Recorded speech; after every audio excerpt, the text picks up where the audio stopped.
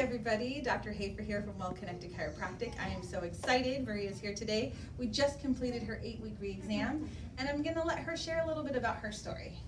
All right. Well, 8 weeks ago, I was not very balanced. I was having headaches and lack of sleep.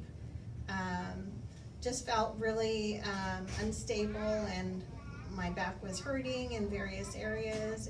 And today we did the re-exam, and I am much more balanced. I'm having great sleep and very little pain, so it's a huge improvement.